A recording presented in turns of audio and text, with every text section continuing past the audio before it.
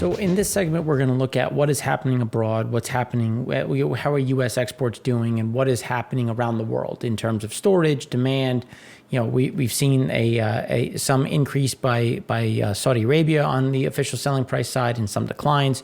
But let's look at this on average in terms of what is typically normal. So the Arab light crudes from Saudi to Asia, we know that they increased it, but when you look at the increase and just put it in perspective, it's still below the increases that we saw in the premiums that we saw in 2012, in 2019, as well as in 2013. So we're right in line with really where we were in 2011.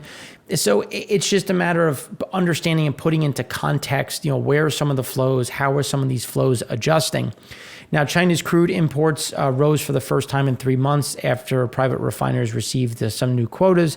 The nation imported about 41.8 million metric tons, which comes out to about 10.21 million barrels a day.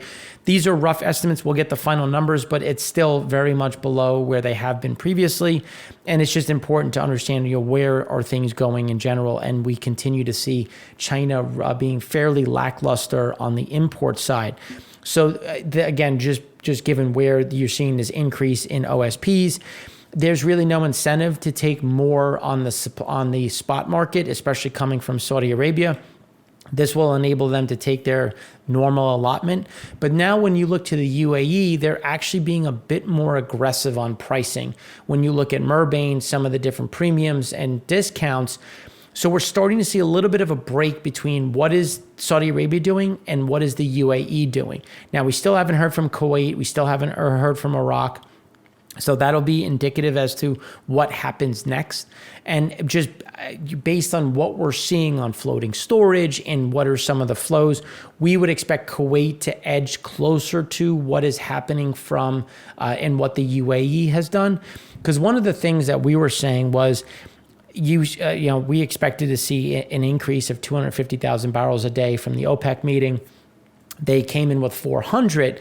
So our view was, increase it only 250,000, show that you're doing something. West Africa is overly compliant because they're struggling to sell their own reduced cargoes or over compliant cargoes. But cut OSPs, cut OSPs a bit more aggressively, enable and pass down and pass through some of these cost savings to the refiner, because we're watching crack spreads get hit very hard around the world, especially in Asia. So this is just going to keep the pressure on, and we've seen that reflected in crack spreads as we've seen builds at different places, and those builds have grown over time. Builds in some specific products. So this is where, again, I'm not in Saudi Arabia, so what are they really thinking? For me, it would have been keep things the same, but again, or at least cut and try to incentivize some additional flows. Now, OSPs are also a starting point. You can see cargoes trade above and below. So it'll be important to see what is happening on floating storage, which we're going to talk about at later on in this segment, to see, well, are they going to start giving some discounts or passing through some additional incentives that really averages out below what is stated on the screens. Now, when we look at the Middle East to Saudi Arabia to Northwest Europe, you saw a cut versus what things were, but this is putting into perspective what that cut looks like. So we're right in line with where we were in 2012, in 2019. So again, there's not much happening in general in terms of where some of these flows are. And we don't see too much going from the Middle East into Europe anyway. So, just given the fact that Europe is sitting on a lot of cargoes anyway from the North Sea, and we'll talk about how some prices have been getting cut in order to be more competitive with some of the other areas. And that's where we're getting some of this a little bit of a knife fight, if you will, in terms of the physical market versus what has happened after the big reduction in the paper market. So now when we look at U.S. exports, gasoline, it came down 95,000 barrels a day, it's about 179,000 below the 5-year average. We just expect it to be fairly close to the 5-year average through year end, not much of a change. Now, last week we had a huge drop in diesel disti exports, and now we had a huge surge higher. We had an increase of 630,000 barrels a day. That's 87,000 above the 5-year average. Again, yes, last week was too low. This week is too high. And there's some of that makeup. It depends on when does it clear customs, when is it being actually recognized. So sometimes you can get some of this lumpiness as you have a bit of a makeup number. This will come back down. We expect it to be below the 5-year average, but we didn't expect it to see a huge drop below the cloud. But we'll talk about some of those specifics going forward. Propane had a drop of 143,000 barrels a day. That's 94,000 below the 5-year average. We still expect it to be above the 5-year average, but not at previous levels as we've seen Asia shying away a bit and buying a bit more from the Middle East. And that's really because of those logistical issues that we discussed coming out of getting through the Panama Canal. Now on the export side, we had a drop of 434,000 barrels a day. That went from 2.7 to 2.27. We expect this to, again, average, as we were saying, 2.6 to 2.8 was our range. We increased that to about 2.8, 2.9, and that's because we have seen some discounts coming through, which has helped a bit coming from the U.S. But now that we look at the UAE and Murbain specifically, they were a bit more aggressive on pricing, more so than Saudi Arabia. So even though we should have seen a little bit of a bump, now you're actually seeing the spread and the WTI and Brent remaining a bit more expensive than some would have hoped, especially myself, versus what's happening in the Middle East. My hope was that it was going to be between $2 and $2.50. Instead, it's above $3. So that is going to, again, keep things pressured, but it's not $4 anymore, on its way to $5. So that'll incentivize a little bit more movement, which was why we're still confident with that 2.8, 2.9, norm, and using the 4-week rolling average on our crude exports. This is just showing how we had that, again, below that $5 spread versus WTI and Dubai. We had a spike that was about, let's call it $2.50. Now we're at about $3.25. And that is going to stay here just based on what the UAE has done. And if Kuwait does something similar, especially with a slight increase in floating storage, that'll cap some of that WTI that should have gone into Asia. We still see more going into Europe, which will keep some of the flows a bit higher than what we initially thought, but still not as good as we would have hoped to have seen. Similar is happening for Brent, which is why we've actually started to see some price reductions, anywhere from 20 to 30 cents a barrel, and we'll talk a bit more about that as we go through the loading schedule. Then when we look at gasoline exports, it's all a matter of timing. So, we had a dip where the dip came a week later, and then we'll have an increase. Again, we just expected to be very close to the 5-year average on the next few weeks. When you look at distillate, we were expecting to be at kind of the bottom of the cloud, either just below, in the middle, but again below the 5-year average. Instead, we had this huge makeup number, so we expected to drop and just stay within the bottom of that cloud and be a bit underwhelming, just given where things sit in the global market on the disti side. Ethane exports, spiked. The ARB opened back up, which excuse me, which enabled more ethylene to get into the market.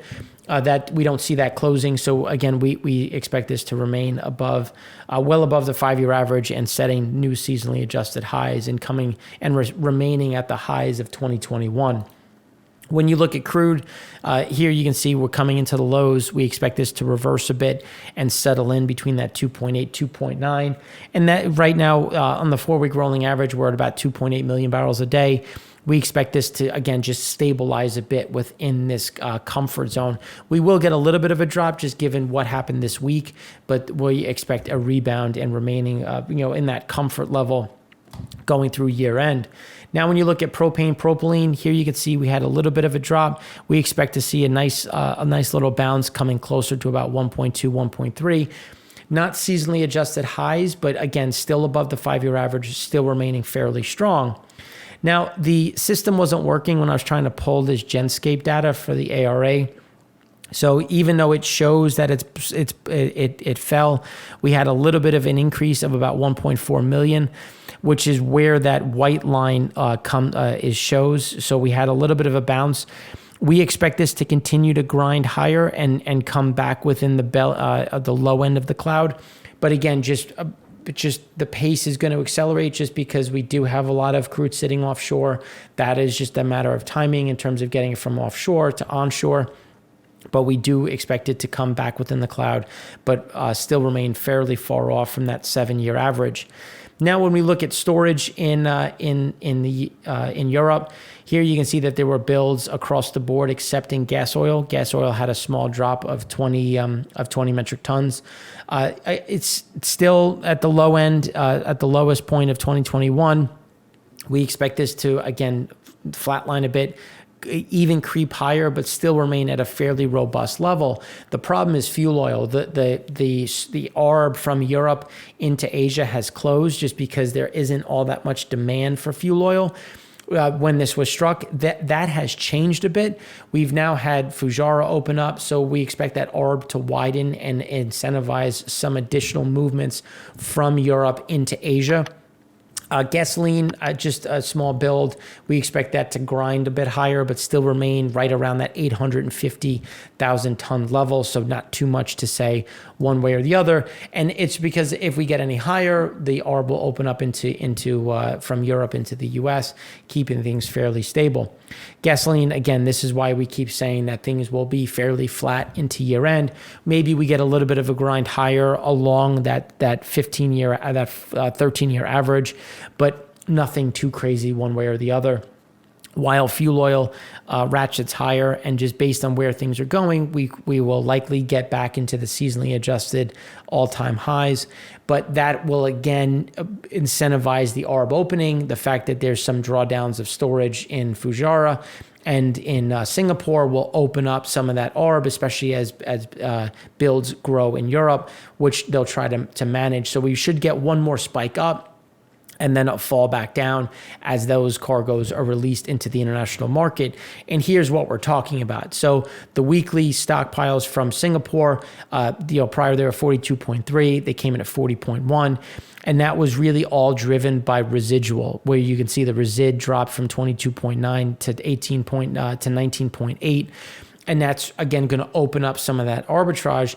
We were expecting this to go sideways and follow the 15-year average.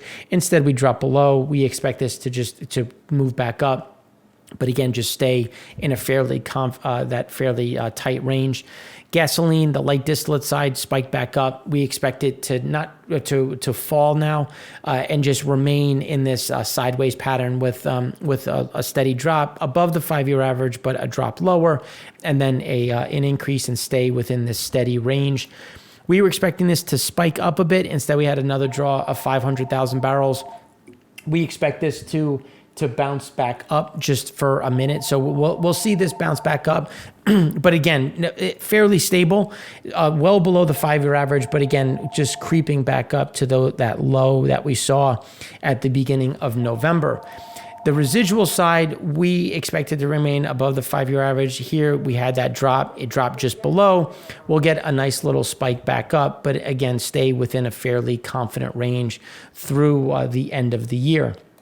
Now, when we look at what is happening on the loading schedule side, here you can see the Russian schedule starting to pick up in Jan. This we expect to see about another 50 to 80,000 barrels a day coming to market, bringing us again closer to about 4.1 million for December.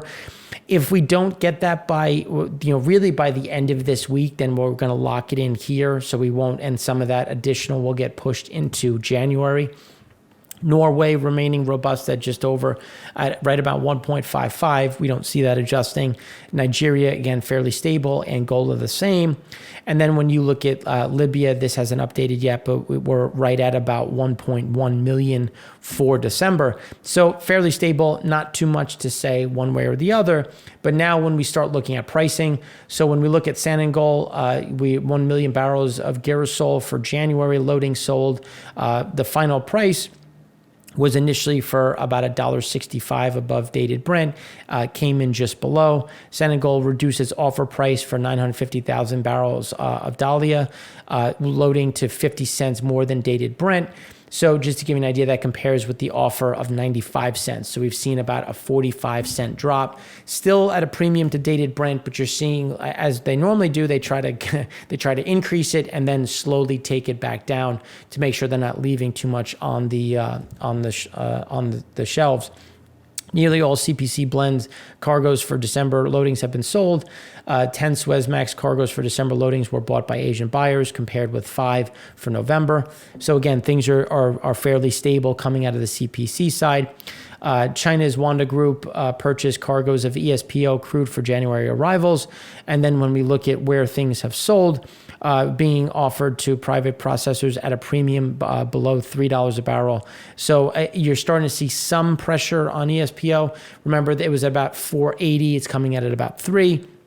So tightening up a bit. But then on the other side, ONGC sold 700,000 barrels of Russian Sokol grade for February loadings at a premium of about $4.60 to $4.80 a barrel.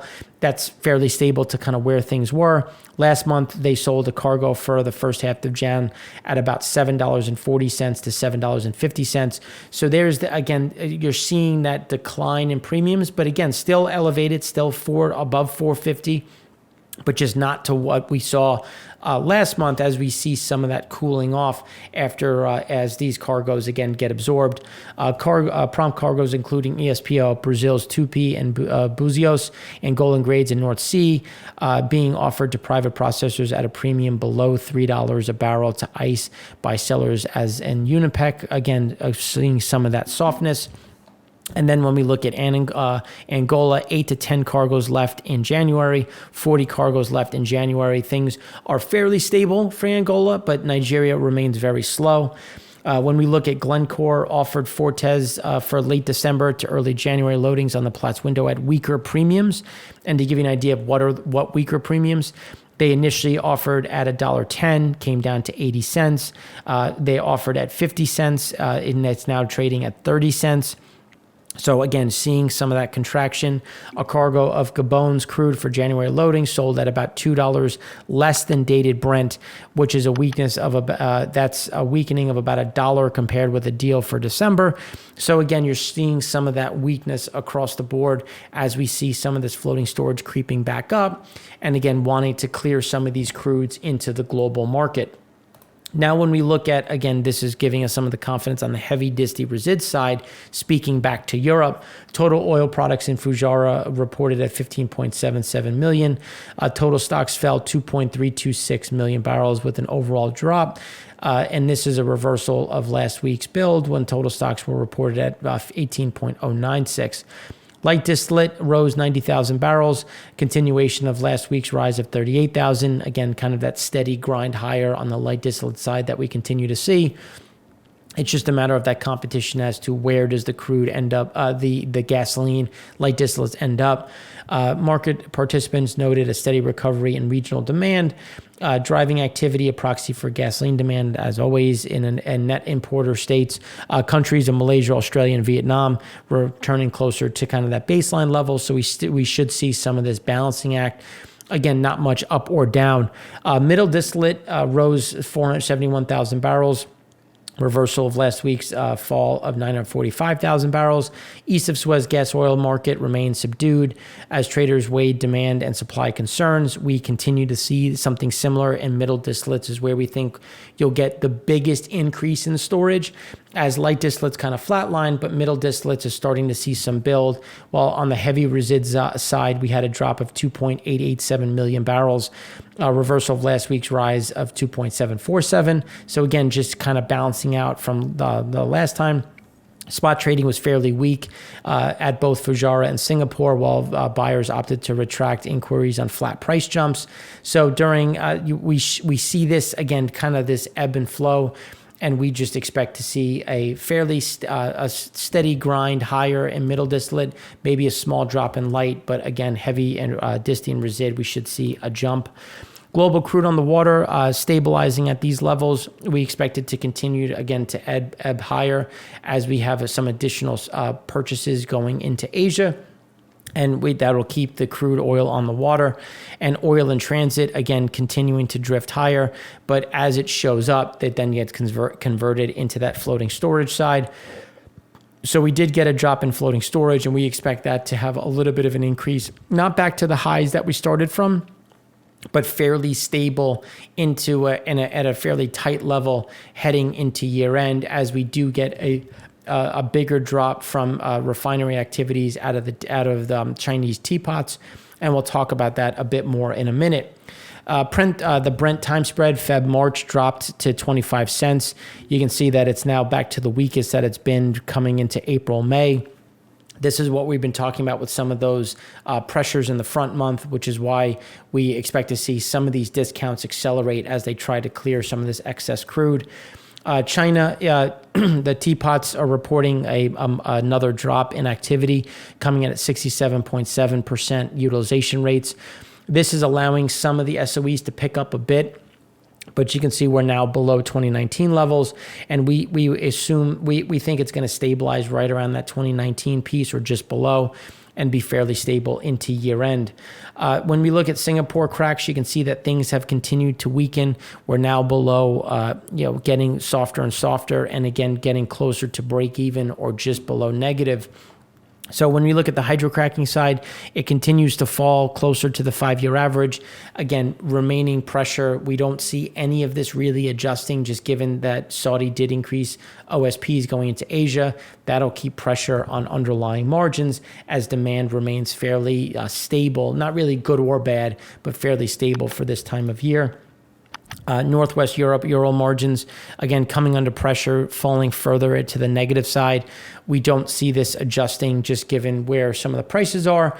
We don't see Urals increasing all that much in terms of flows, and that'll keep pressure. And this is why it's going to be very interesting as we head into what could happen between Russia and the Ukraine. And that's something that we'll talk about at the beginning of segment 1 on the Econ show. Mediterranean Urals coming further closer to negative. Again, pressure remains. That you're now getting much closer to, I think, this kind of stabilizing point of about zero, just on the flat side. China's supertanker imports continuing to grind higher. This is where we think that you're going to get some of that conversion from from crude in transit to floating storage. It's when a lot of these cargoes show up. We've just seen slow steaming really starting to become a bigger focal point. So that's why we look at oil in transit versus oil that is currently in storage. Asian floating storage, again, dipping down back to the lows for 2021. We just expect this to bounce back up to the level that it was in middle of November. But again, still below 2020, and just close out the year elevated heading into 2022. North Sea had a nice drop. This is, again, trying to get some of those sales through. We expect this to just bounce back up, but still remain below the 5-year average. West Africa remaining elevated. This is where they're, again, just getting some of those discounts, as we talked about, trying to clear some of this glut and getting it into. India has been a buyer. They've been trying to pick their spots. So we just think that India is going to continue to try to take down and try to work the pricing side, as floating storage remains elevated. Middle East had a small drop, but when you look at it on a historical level, we're now at the highest level we've been at. Obviously, 2016 is huge, but when you look at the kind of on the normal, what should normally be happening, we're on the elevated level, which is why you saw Saudi Arabia obviously raised OSPs, but you didn't see that from UAE, and that's why we think Kuwait might do something similar, as well as Iraq, trying to keep this from getting too high and managing some of these floating storage levels. Europe right around that 5-year average. We expect it to drop down a bit as we get the conversion from offshore to onshore.